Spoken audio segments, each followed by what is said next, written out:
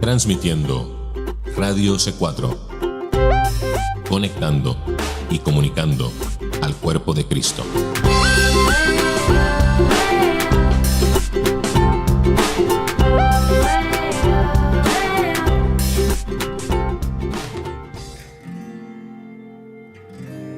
De manera cordial, amable y directa, Radio C4 presenta Libre al Fin. 2 horas llenas de riquezas espirituales, conceptos bíblicos profundos, simples lecturas bíblicas y enseñanzas que no podemos pasar por alto. Un momento donde lo cotidiano se viste de profundidad. Y ahora con ustedes, Karina Guidi.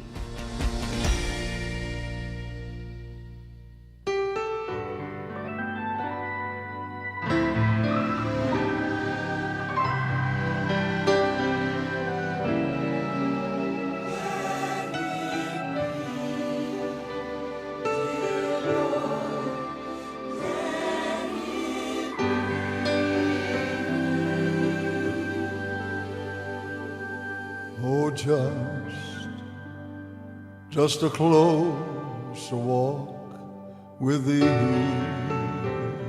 Yes, Lord. Oh, grant it, Jesus, it's my plea.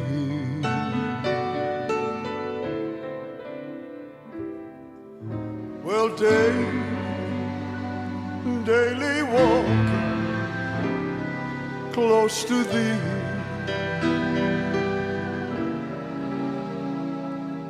Oh, let it be, dear Lord, oh, let it be. Oh, just a closer walk with thee.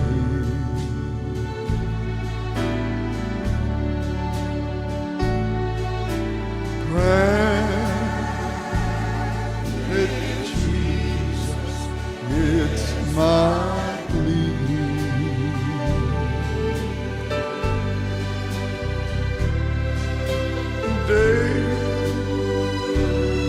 Daily walk close to thee.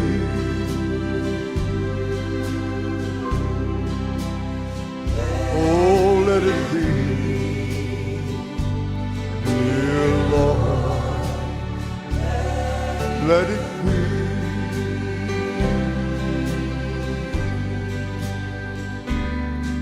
Well, I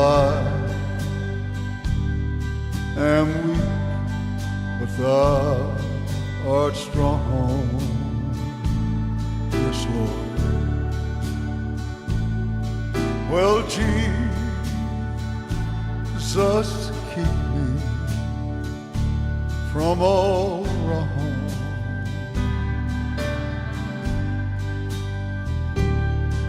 Well, oh, be satisfied as long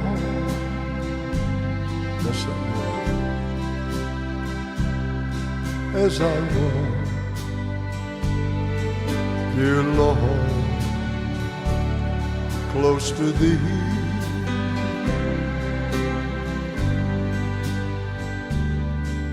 Oh, just a closer walk with thee.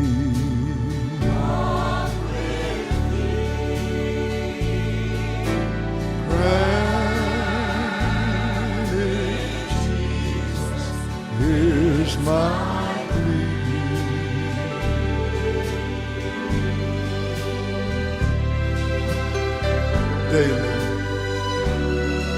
Daily walking close to thee.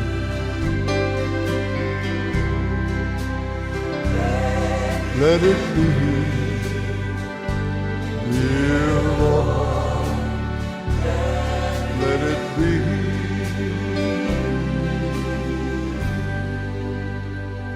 You know, it's just just a closer walk with thee.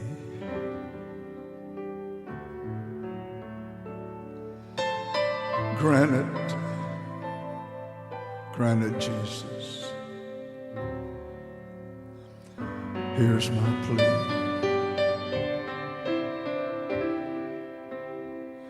Daily walking close to thee.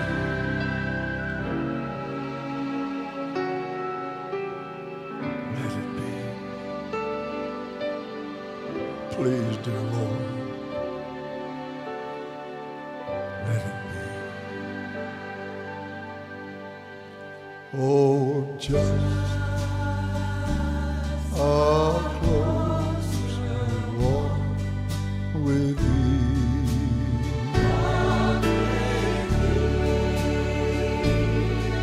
Well, grant it, Jesus. Here's my plea.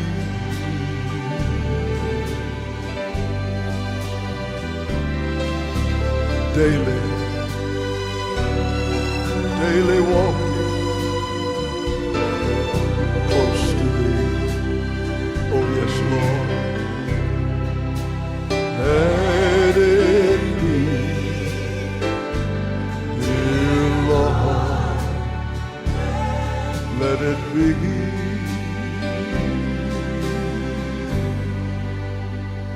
Well, daily walking close to thee.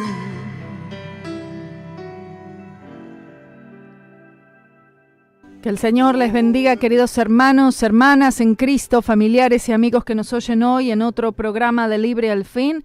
Y por la gracia y la misericordia de Dios, hoy tenemos otro día más que podemos estudiar juntos la palabra de Dios. En este hermoso capítulo 4 de Santiago, tan beneficioso y de tanta enseñanza para todos nosotros, habíamos quedado en la lectura de algunos pasajes bíblicos y sobre todo enfatizar ahora, ya al comienzo, la lucha que nosotros tenemos, que no es contra carne ni sangre, sino contra las potestades, es contra espíritus de demonios que el creyente tiene esta lucha, pero al mismo tiempo entendiendo que los espíritus de demonios y las fuerzas de maldad han sido ya conquistadas, derrotadas en la cruz del Calvario por lo que Cristo hizo. Nosotros no vemos ese efecto completo, pero sí en la mente del Señor ya ha sido completado. Entonces vemos que todas las cosas que el Señor ha hecho por nosotros, todo se revierte siempre al Calvario. Todo vuelve a la cruz, todo comienza en la cruz, todo termina en la cruz del Señor Jesucristo. Es decir, en ese sacrificio allí. Entendiendo quién Él es, lo que Él hizo por nosotros y el significado de lo que Él hizo, cómo es que afecta mi vida, qué efecto tiene en mí, cómo yo puedo aplicar eso. Y la única manera que yo puedo aplicar todo eso es creyendo, es simplemente creyendo. Cuando sucede cualquier tipo de conflicto, ¿no? Entre las relaciones, iglesia, lo que sea, uno enseguida tiene que decir Satanás. Y además es, por supuesto, el yo. La naturaleza pecaminosa y el yo dándole en lugar al diablo. Por eso dice que debemos resistir, decía. Resistir, someternos al Señor, someternos a la manera de Dios, someternos al camino de Dios, someternos a la palabra de Dios, que es lo mismo que poner la fe en lo que Jesucristo ha hecho en la cruz del Calvario, y de esa manera nos podemos someter a Dios, sometiéndonos a Cristo, sometiéndonos a la cruz, negándonos a nosotros mismos. Y de esta manera podremos resistir al diablo, quien ha sido ya derrotado por el Señor Jesucristo mismo. Y esta es la verdad que debemos saber y que debemos creer para ser libertados. Es la única manera en la que Satanás puede ser resistido. Él huye solamente cuando él sabe, cuando él entiende que nuestra fe está en el Señor Jesucristo y que nosotros sabemos lo que le pasó a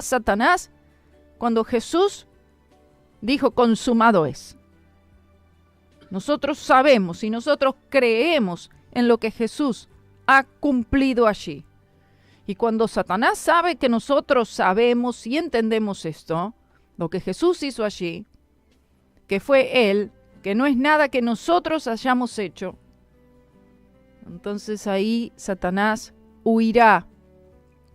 No significa que no volverá, pero sí huirá. Y esa es la manera de resistir al diablo. Es confiando en el Señor. El Señor se va a encargar de esto. Él ya lo hizo. El Señor va a tratar con ese problema, con aquella situación. Él lo hace. Él hace todo. Por eso es una confianza tan completa en el Señor. Una dependencia total en Él, exclusiva en Él. Él defenderá mi causa. Él se encargará de este asunto. Si yo he faltado, le pido perdón a Él, le confieso mi pecado al Señor. Y creo que el Señor, Él es el que restituye todo, Él es el que lo liberta todo, Él es el que arregla todo, Él es el que lo sana todo. No está en nosotros, solamente está en Cristo. En Cristo, solamente en Cristo. En Cristo solamente está mi esperanza. Solamente busco agradar a Cristo. Por eso el apóstol dijo las palabras, mira, los versículos preferidos míos, en Gálatas 6:14, pero lejos esté de mí gloriarme, sino en la cruz de nuestro Señor Jesucristo, porque en el mundo me es crucificado a mí y yo al mundo. El mundo me es crucificado a mí. Estoy muerto para el pecado y estoy muerto para el mundo. Y vivo para con Dios, por medio de nuestro Señor Jesucristo. Entonces no tengo nada de qué gloriarme. No hay nada, no hay ninguna jactancia posible. El hombre puede jactarse de muchas cosas, por eso cuando veíamos el capítulo de la lengua, dice la lengua se jacta de grandes cosas. Porque el corazón del hombre es jactancioso de por sí, ya por naturaleza. Es jactancioso, se jacta de grandes cosas. Pero la verdad es que no hay nada de qué jactarse, sino solamente en una cosa, en que Jesús murió por mí, en la cruz de nuestro Señor Jesucristo. Ahí está nuestra gloria. Ahí está solamente nuestra jactancia, que al mismo tiempo me glorío en la cruz del Señor Jesucristo, lo que significa que no me estoy jactando en mí mismo, no me estoy gloriando en mí mismo ni en nada que yo haya hecho, sino todo lo contrario. Si me estoy gloriando en la cruz de nuestro Señor Jesucristo, automáticamente me estoy humillando delante del Señor. No es posible gloriarnos en la cruz y mantener el orgullo. Si de verdad nos estamos gloriando en la cruz del Señor Jesucristo, habrá verdadera humildad. Porque no podemos tener las dos cosas. No podemos jactarnos en nosotros mismos y al mismo tiempo gloriarnos en la cruz. El versículo 8 nos dice entonces, acercaos a Dios. Escuchen, esta palabra es para cristianos. Claro que el mundo entero debe acercarse a Dios. Pero esta palabra, recuerde que es para los mismos cristianos. Acercaos a Dios, dice, y Él se acercará a vosotros. Acá vemos una promesa, pero también es condicional. El Señor ya se ha acercado. No puede acercarse más el Señor que convirtiéndose en hombre y viniendo y haciéndose uno de nosotros. Ya Él se acercó. Amén. Nosotros somos los que tenemos que acercarnos a Dios. Pero quiero que vean, porque la reprensión que viene en los versículos que siguen es bien fuerte. Dice, acercaos a Dios y Él se acercará a vosotros. Pecadores. ¿A quién le dice pecadores? A los cristianos le está diciendo pecadores. El Espíritu Santo le dice a los creyentes en aquel tiempo y a los de hoy. El Espíritu Santo los está llamando pecadores. Limpiad las manos y vosotros los de doble ánimo, purificad vuestros corazones. Y el análisis en este versículo 8, número 1, esta serie de frases imperativas continúa con esta orden, este mandato de Dios, acercaos a Dios. Punto. Acercaos a Dios. Dios celosamente anhela nuestra devoción, una devoción única, una devoción fiel. Si nosotros tomamos la iniciativa hacia Él, nosotros aún con una fe débil, nosotros queremos, deseamos, anhelamos acercarnos al Señor, Él definitivamente se va a inclinar a nosotros. Hay un llamado también, además de acercarnos a Dios, y es el de limpiar las manos. Este es un mandato a que nuestra conducta sea una conducta pura, una conducta santa. La purificación del corazón insiste en la purificación de nuestros pensamientos, de nuestros motivos, como sigue diciendo en el versículo. Y el Espíritu Santo, mediante Santiago, directamente trata a los creyentes, a los cuales estarían leyendo esta escritura, llamándole pecadores. Un término fuerte, mostrando la extensión de la conexión que tenían estos creyentes en ese momento, o por lo menos a los cuales es dirigida estas palabras, y a todas, la advertencia es para todos, y hoy más que nunca, mostrando que la conexión que ellos estaban teniendo con las cosas del mundo, con las actitudes, acciones que reflejan y describen al mundo, eran muy fuertes. Por eso una palabra fuerte debía ser dicha: pecadores. Eran el pueblo de Dios, pero se habían alejado de Él y se estaban involucrando en cosas del mundo. Y luego dice, hay una designación, doble ánimo, que es usada de manera diferente en Santiago capítulo 1, versículo 8. El hombre de doble ánimo, que no piense que va a esperar recibir algo de Dios, porque no recibirá nada de parte de Dios. ¿Por qué? Es de doble ánimo. Corazón dividido, fe dispersa. Y aquí describe el intento de estos individuos a amar a Dios y los placeres del mundo al mismo tiempo. Y este es el gran peligro de los creyentes, y hoy más que nunca, porque es mucho lo que hay en este mundo que atrae, que llama, que arrastra por la propia concupiscencia, es decir, los propios malos deseos, que llevan al creyente a estas cosas que en realidad ama y siempre amó. Es cristiano, pero las sigue amando. El Espíritu Santo quiere separarlo.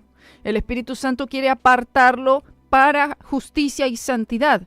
Pero el creyente, su voluntad propia está muy fuerte, el yo todavía domina, controla, y en vez de estar acercándose más al Señor, está acercándose más al mundo, igual como en la vida de Lot.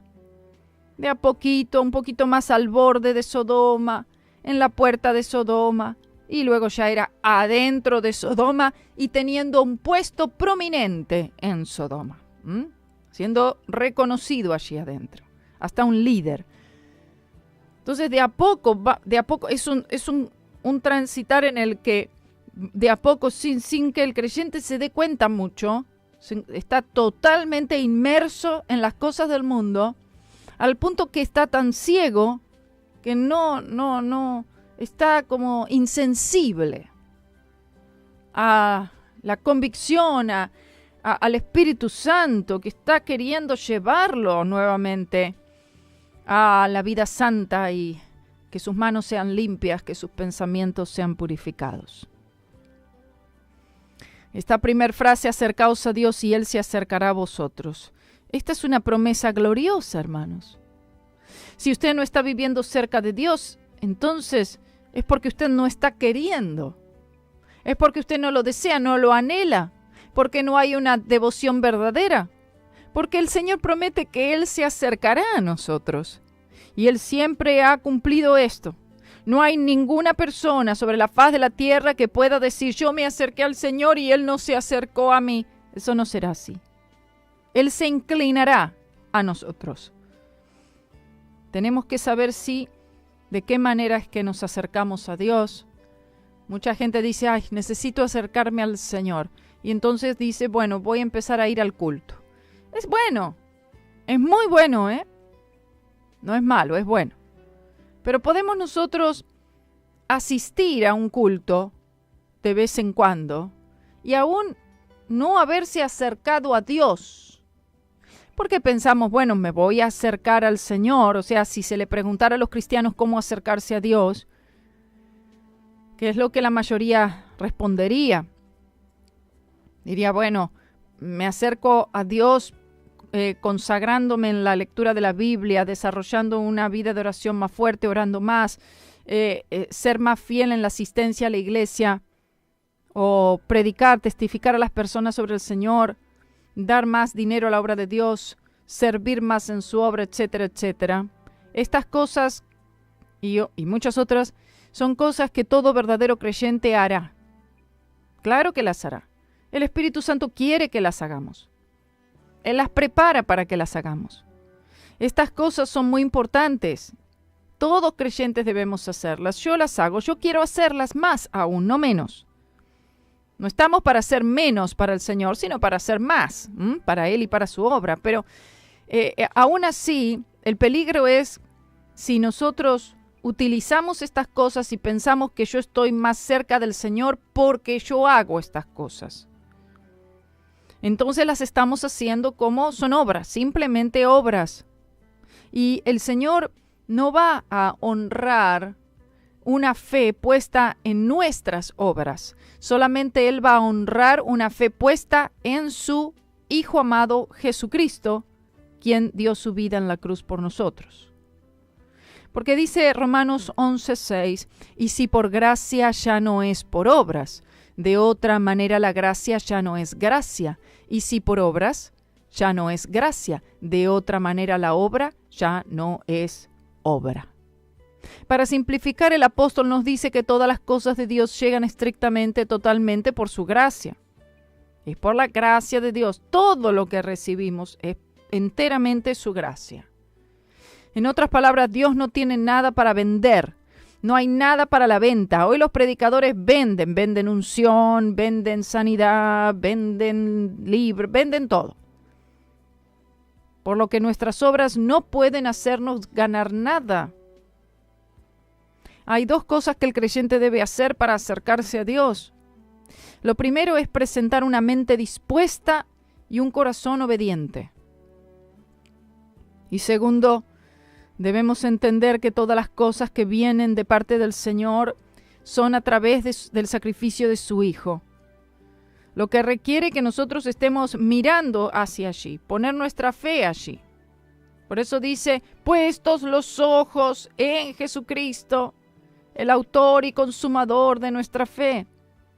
Y de esa manera entonces es que el Espíritu Santo va a perfeccionar esta obra en nosotros y podremos acercarnos al Señor.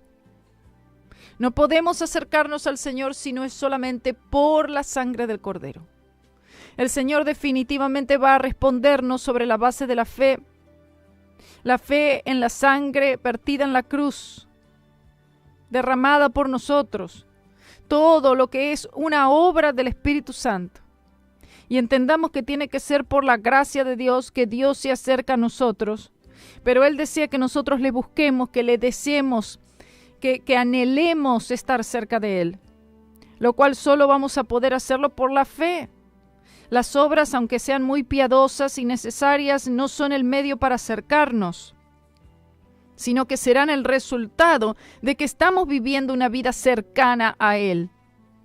Por eso Hebreos 11:6 dice, pero sin fe es imposible agradar a Dios, porque es necesario que el que se acerca a Dios crea que le hay y que es galardonador de los que le buscan. ¿Cómo le buscamos? Le buscamos por la fe. Y si no es por la fe, no nos podemos acercar. Nos acercamos creyendo en Él y esta es la única manera de agradarle.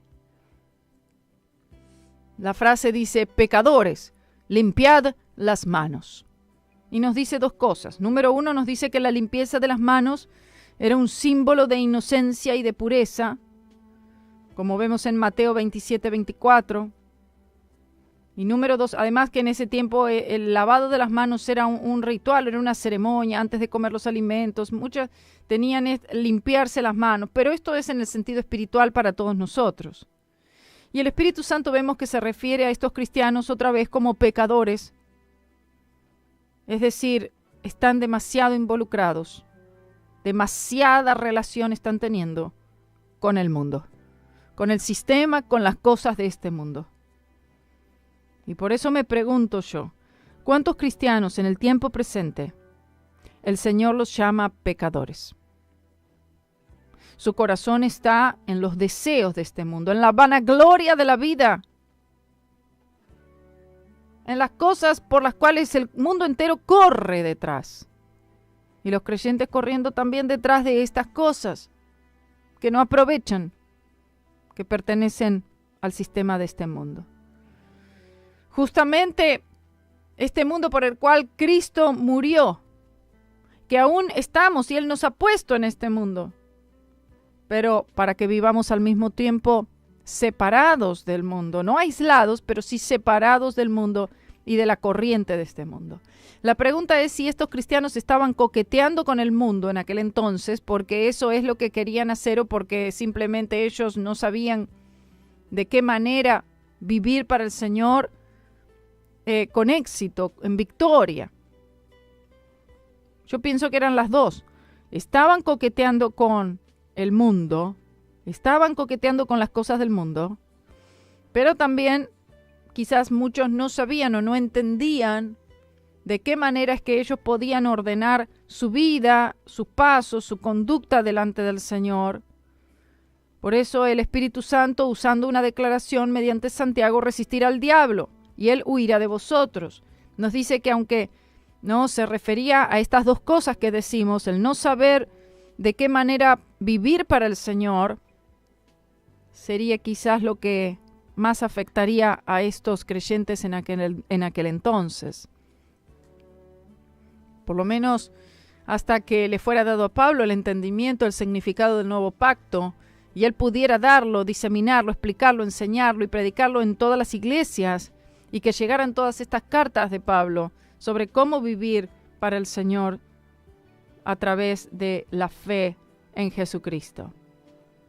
No importa si se trata del pastor pastoreando la iglesia más grande del mundo o si es el evangelista que convoca a las más grandes multitudes, si ese creyente no entiende o ignora o no está interesado, lo que sea, en cuanto a la victoria de la cruz, no va a haber manera de que ese creyente, ese pastor, quien sea, pueda vivir una vida espiritual triunfante.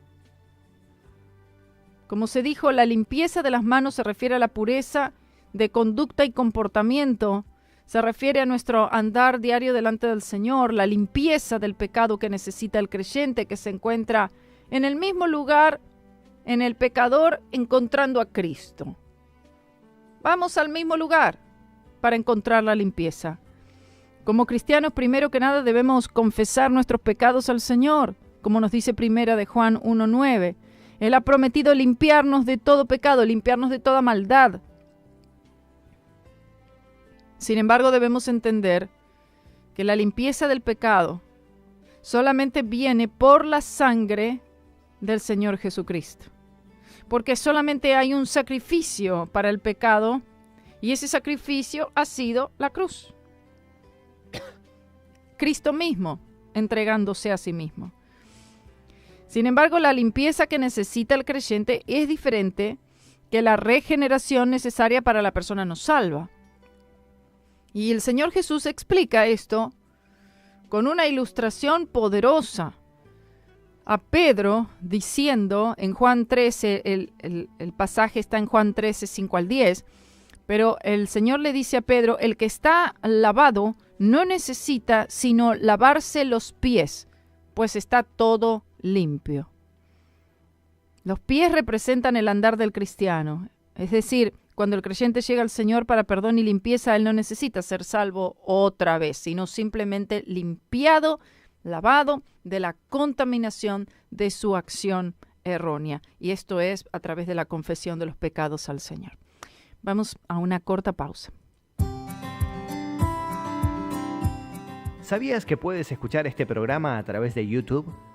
Si escribes en YouTube Radio C4 Libre al Fin, tendrás acceso al archivo de programas de Karina Guidi. Solamente escribe Radio C4 Libre al Fin y disfruta en tu tiempo y en la comodidad de tu hogar los estudios profundos de la Palabra de Dios. Recuerda, en YouTube, Radio C4 Libre al Fin. No te pierdas ni un minuto de este tu programa.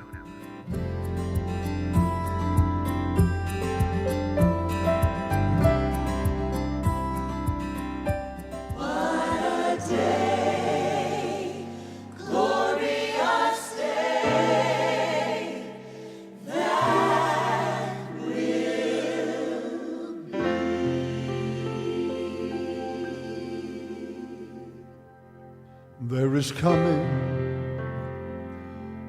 a day when no heartache, oh, shall come. No more clouds in the sky, no more tears to dim the eyes. All is peace forevermore on that happy golden shore. What a day, glorious day that will be.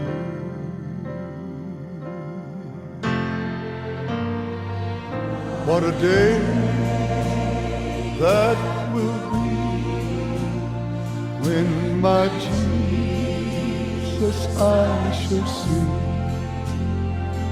and I look upon his face, that one who saved me by his grace. He takes me by the hand, leads me to that promised land. What a day, glorious day that will be.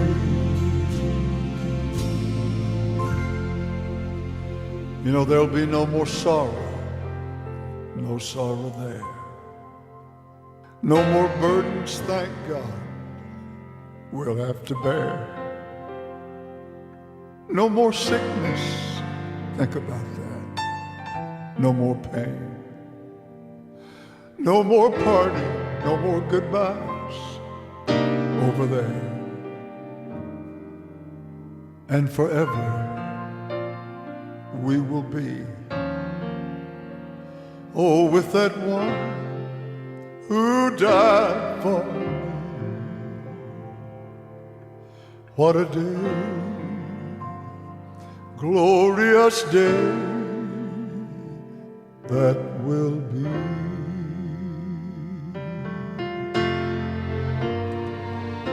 What a day that will be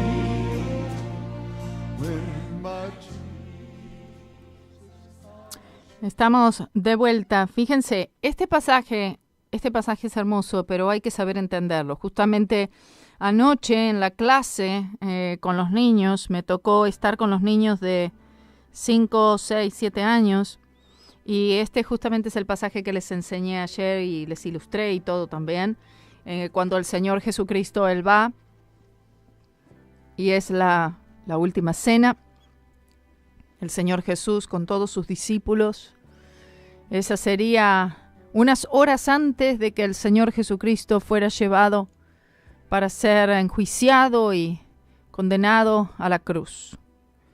Y el Señor les enseña con una ilustración tan poderosa, tan hermosa, en el que el Señor Jesús se quita su vestidura externa y se queda con su vestidura interna.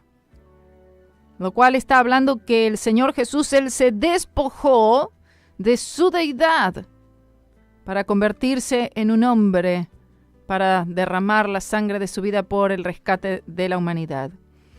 Él se quita su vestidura, toma una toalla, la ciñe, se ciñe, ¿no? Se la ata, y entonces Él, por supuesto, agachándose uno por uno, tomando una vasija con agua, lavando los pies de los discípulos. Esto no era que el Señor estaba instituyendo el lavado de los pies en una iglesia para que todo el mundo haga esto. No, nada de eso. Sino que el Señor estaba enseñando varias cosas. Estaba enseñando la humildad y estaba enseñando también el hecho de el lavamiento de los pies en cuanto a que nuestro andar diario delante del Señor, estamos caminando en este mundo lleno de pecado, de maldad, de contaminación, y nuestro andar a veces se contamina. Y esta contaminación no puede quedar allí. Necesitamos ser lavados aún diariamente. Y de esto se trataba. Los pies representan el andar del cristiano. En otras palabras, cuando el creyente llega al Señor para perdón y limpieza, él no necesita ser salvo otra vez, sino limpiado de la contaminación, de ese pecado, de esa acción. Basado en lo que él hizo en la cruz, Pablo también dijo, porque no entró Cristo en el santuario hecho de mano, figura del verdadero, sino en el cielo mismo, para presentarse ahora por nosotros ante Dios. De esta manera el Señor Jesús, Él hace intercesión por todos nosotros. El Señor Jesús, Él intercede por nosotros continuamente, y no podemos nosotros vivir sin la intercesión del Señor Jesucristo delante del Padre. Esto no significa que entre el Señor Jesús y Dios el Padre, cuando un creyente ha cometido un pecado, hay una conversación litúrgica entre el Hijo y el Padre, sino que la mera presencia de Cristo sentado a la diestra de Dios Padre hace intercesión por cada uno de nosotros, porque la obra de la cruz es una obra consumada y Jesús se encuentra sentado. Él puede descansar ahora en que su obra ha cumplido todo lo que es necesario para que el hombre pueda ser salvo y para que el hombre pueda ser limpiado y para que pueda ser santificado. Si nosotros tratamos de efectuar esta limpieza en otra manera, fuera de la fe en lo que Jesús hizo por nosotros en la cruz, entonces ninguna limpieza será efectuada, no habrá limpieza, nuestros pies seguirán estando contaminados. Recuerde que solamente hay un sacrificio para el pecado, y ese sacrificio es el de Cristo en la cruz, no el sacrificio de ninguno de nosotros. No hay otro sacrificio, solamente el de Él. La frase, y vosotros, los de doble ánimo, purificad vuestros corazones, presenta una pureza que es el resultado de la limpieza. Somos limpios, por lo tanto, somos puros. El problema comenzó en el corazón y se ha extendido a las manos, que necesitan ser limpiadas, así como en el ejemplo de los pies, que necesitan ser limpiados. O sea, las acciones, el comportamiento, el andar. Una vez más, la cruz es la única respuesta para el corazón. Muchas personas que enfrentan problemas complejos desean la cercanía con Dios. Y en esta necesidad es que muchos psiquiatras aprovechan para hacerse ricos, y psicólogos. Estaba viendo un video en vivo en la red social que justo alguien compartió, de un psicólogo en la Argentina que se llama Bernardo Estamateas. Esa persona está engañando a millones de personas, cristianos y no cristianos, y haciéndose rico, explicando, enseñando métodos y maneras. La gente llamaba para preguntar, para hacer preguntas serias. ¿Qué hago cuando estoy sufriendo esto? ¿Qué hago cuando estoy sufriendo lo otro? ¿Qué hago cuando me pasa aquello, lo otro? Allí no hay una enseñanza de Dios, no está Dios. Esa persona tiene que nacer de nuevo. No hay ayuda por el lado de la psicología humanística ni toda esa metodología para... Es un engaño de Satanás. Como decía Santiago anteriormente, ese camino es mundano, es terrenal, es diabólico. Y por eso hay muchos predicadores que han recurrido a esas tácticas de la psicología humanística para ayudar supuestamente a resolver la tensión, la ansiedad, etcétera, etcétera. Pero la respuesta no está en pensar positivo o la imaginería positiva o la terapia psicológica o el darle ánimo a la persona y decir solamente tienes que quedarte con él y ayudarle y darle un abrazo. No, es la cruz de Cristo la solución y el problema sigue siendo el pecado. Por eso Efesios 2:13 dice, pero ahora en Cristo Jesús, vosotros que en otro tiempo estabais lejos, habéis sido hechos cercanos por la sangre de Cristo. Solamente puedes acercarte por la sangre de Cristo. Si tú no estás viviendo en cercanía con el Señor, en comunión, con fraternidad con el Señor, es porque tú no estás mirando la sangre. Es porque no es la sangre el medio por el cual tú estás utilizando y aprovechando para acercarte al Señor. Pablo también dijo en Hebreos 10:19, así que hermanos, teniendo libertad para entrar en el lugar santísimo por la sangre de Jesucristo. Este lugar santísimo es el lugar que hoy todo creyente puede entrar, al cual puede entrar, acceder con toda libertad. El trono mismo de Dios, solo por la sangre de Jesucristo. Ay, quiero estar más cerca del Señor, más cerca de ti, más cerca quiero estar, cantamos. Usted está mirando la sangre. Está poniendo su fe en la sangre del Cordero de Dios que quita el pecado del mundo. Allí, esa es la única manera de entrar y de permanecer. Cuando nuestro Señor Jesús murió en la cruz, el velo del templo fue rasgado en dos de arriba hacia abajo, significando que Cristo en su muerte hizo posible que un pecador llegue a Dios y para que un creyente también pueda ser constantemente limpiado. En el Antiguo Testamento, solo eran los sacerdotes que ofrecían los sacrificios y que ministraban en el templo, y solamente ellos podían acercarse. Y en realidad solo el gran sumo sacerdote podía entrar al lugar santísimo. Los demás sacerdotes no podían, ningún israelita común podía, y el gran sumo sacerdote podía entrar solo una vez al año y con sangre, en el gran día de expiación, en el gran día del perdón de pecados para la nación entera de Israel. Pero ahora todos los creyentes son sacerdotes y pueden entrar hacia una relación cercana con Dios.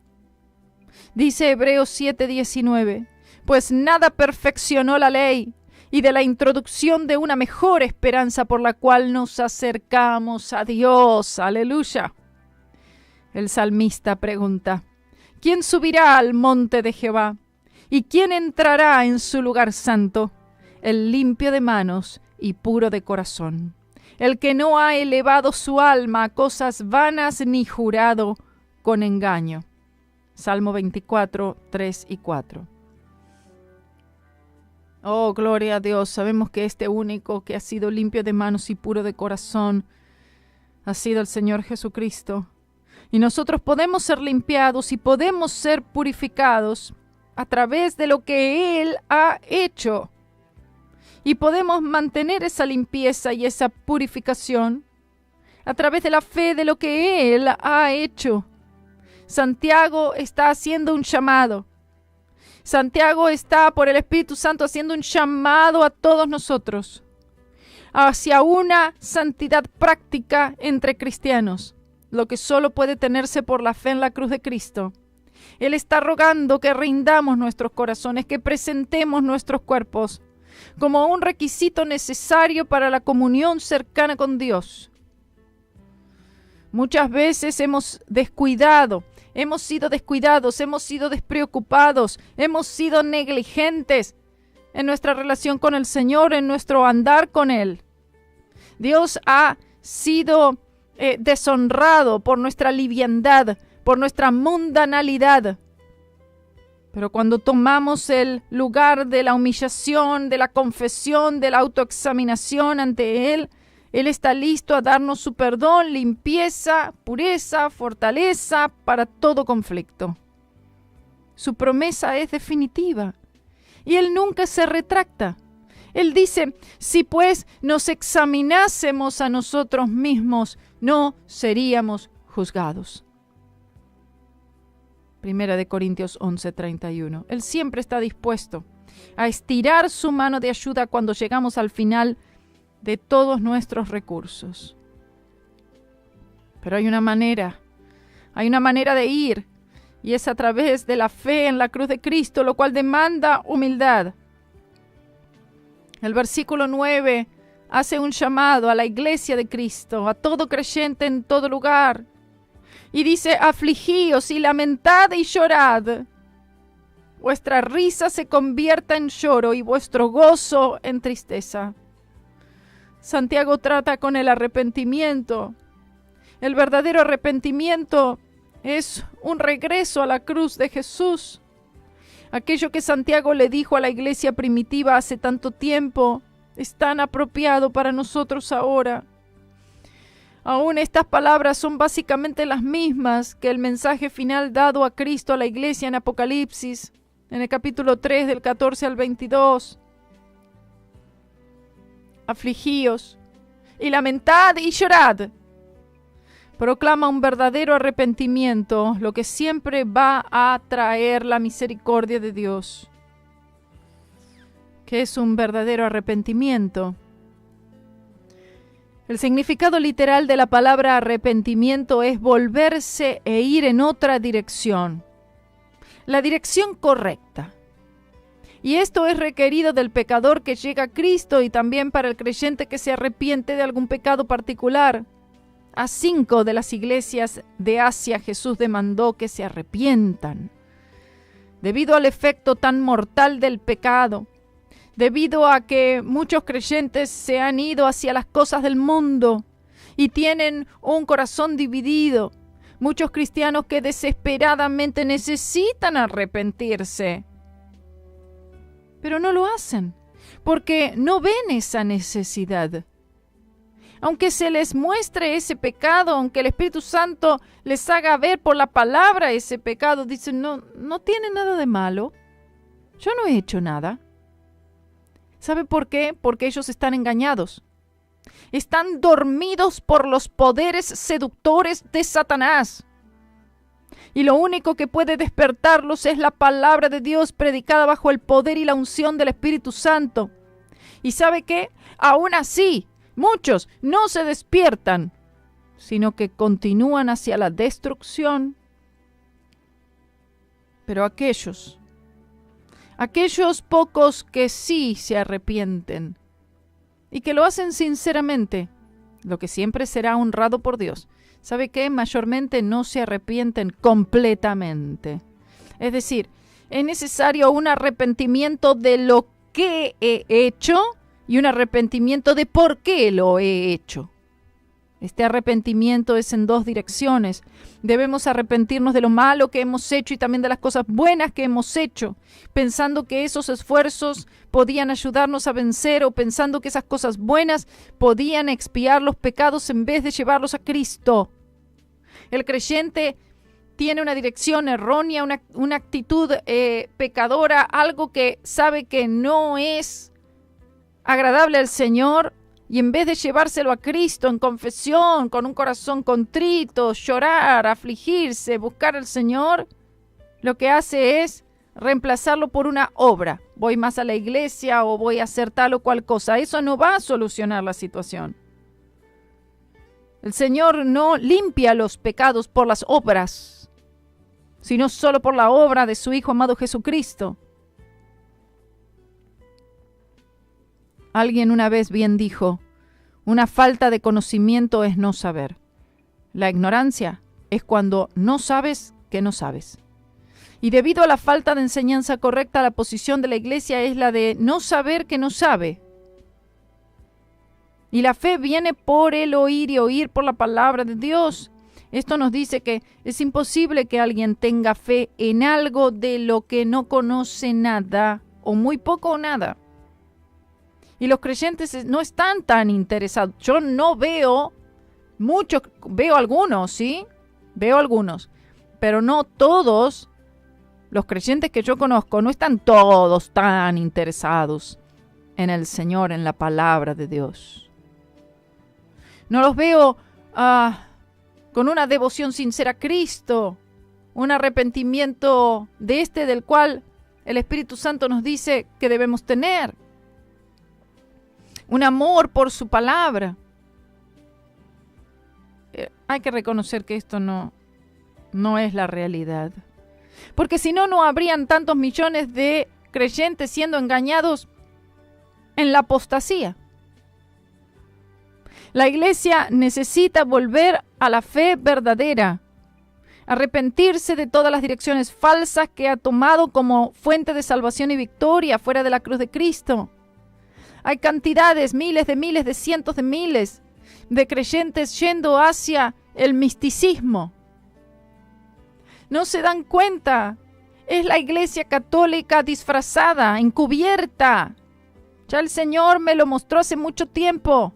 Ese movimiento místico que está habiendo ahora en el mundo entero, congrega muchísima gente, pero es la iglesia católica encubierta, eso es lo que es. Es un ecumenismo masivo, no es de Cristo. Dicen Cristo, dicen Jesús, sí, pero no es Jesús, es otro Jesús, es otro espíritu, es otro evangelio. No se dan cuenta, no lo pueden ver. La seducción de Satanás sobre ellos es demasiado poderosa. No saben que no saben. Por eso la frase siguiente nos dice: vuestra risa se convierta en lloro. No hay nada de qué reírse. No hay tanto para festejar. Que vuestra risa se convierta en lloro y vuestro gozo en tristeza. Es exactamente lo que va a suceder cuando nos demos cuenta de nuestro falso camino, si es que nos damos cuenta. El que nos ha causado tantos problemas y que además nos ha alejado de Cristo, cuando realmente, si es que el creyente llega a este punto, que se da cuenta del engaño, del camino falso, ¿de qué se reirá? ¿En qué se gozará? Lo que debe hacer es llorar.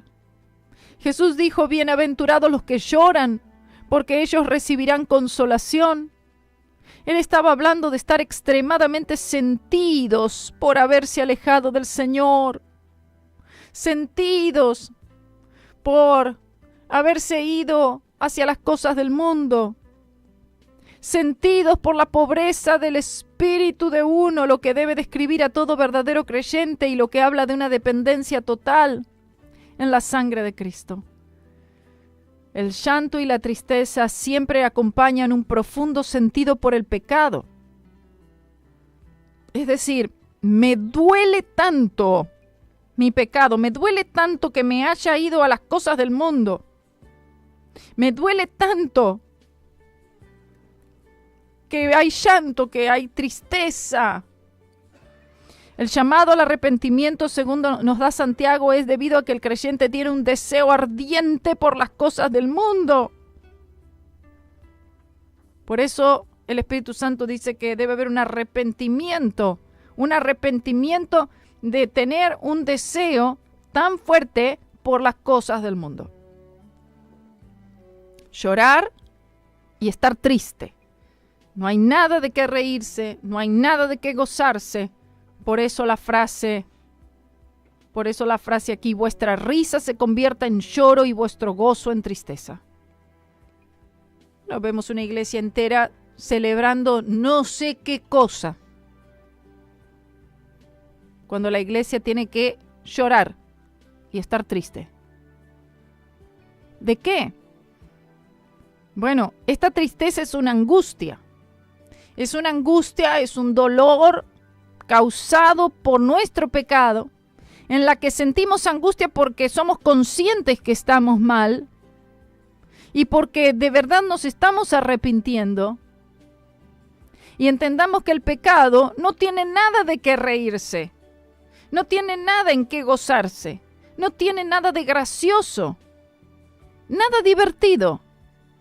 El motivo por el cual debe tomarse esta actitud que el Espíritu Santo demanda de lloro y de tristeza es porque debemos entender cuán horrible y malo es realmente el pecado, el mundo.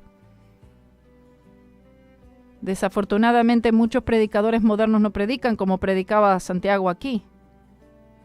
Ellos solo predican un evangelio que hace sentir bien, en que ni se menciona el pecado, no le dicen a la gente llore y esté triste por su pecado.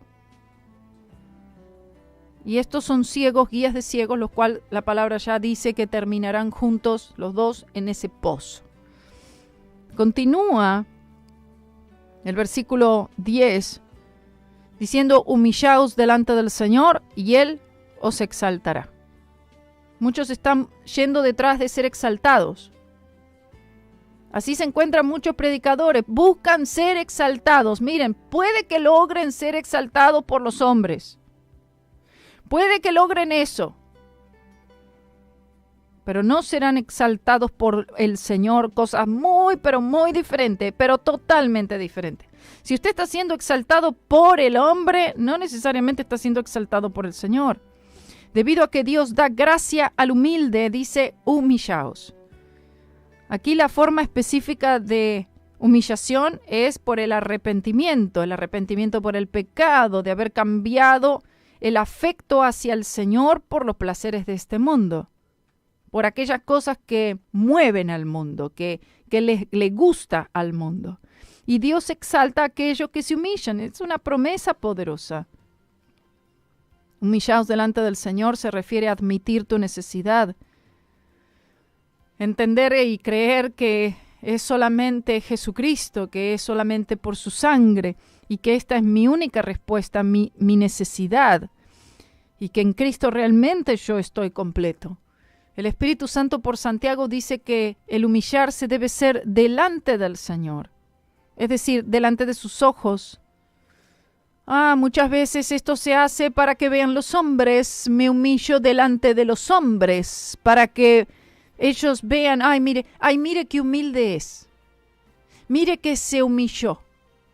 Mucho cuidado con eso. Puede que sea real, como puede que no.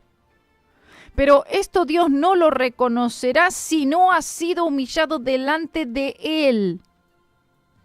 Esto se refiere a reconocer el hecho que estamos mal y que Él tiene razón. Es nuestro pecado lo que nos ha separado de Dios. Y más que todo, no tanto en sí un acto particular de pecado, sino que nos separamos de la palabra del Señor. Yo he visto creyentes, se puede notar, ha habido una separación de su palabra y uno ya sabe para dónde está siendo conducido. Abandonando la palabra, que es abandonar a Cristo, para confiar y seguir al yo.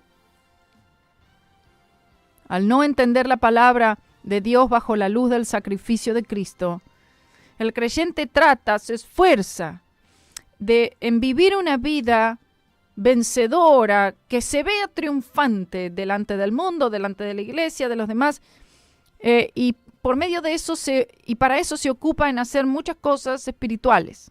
No que sean malas, pero lo malo es que utiliza estas cosas para sentirse bien él con él mismo, para sentirse bien de que los demás también lo ven como espiritual, y donde lo que sucede es que el yo es el que toma el protagonismo y no el Espíritu Santo. ¿Qué pasa? No será exaltado. Los hombres lo exaltarán, pero no el Señor, porque no hay humildad allí. Él os exaltará. Ahí dice que el Señor, quien limpiará, perdonará y restaurará y lo exaltará. Si ha habido una humillación, una humildad apropiada. Ningún hombre jamás tomó una posición humilde delante del Señor sin que Dios no le haya exaltado. Han habido muchos ejemplos en la Biblia de humillación y de divina exaltación, como la vida de José, pero nuestro Señor Jesús es el mayor ejemplo de todos. Termino diciendo lo que dice Filipenses 2, 8 y 9. Y estando en la condición de hombre, se humilló a sí mismo, haciéndose obediente hasta la muerte y muerte de cruz, por lo cual Dios también le exaltó hasta lo sumo y le dio un nombre que es sobre todo nombre. Cristo es nuestro verdadero ejemplo, el ejemplo más sublime de todos, de humillación y de mansedumbre. Por eso el Señor dice, imítenme a mí. que soy manso y humilde de corazón. Esto es todo por hoy, hermanos. No se olvide, comparta esto con otros y que el Señor le bendiga.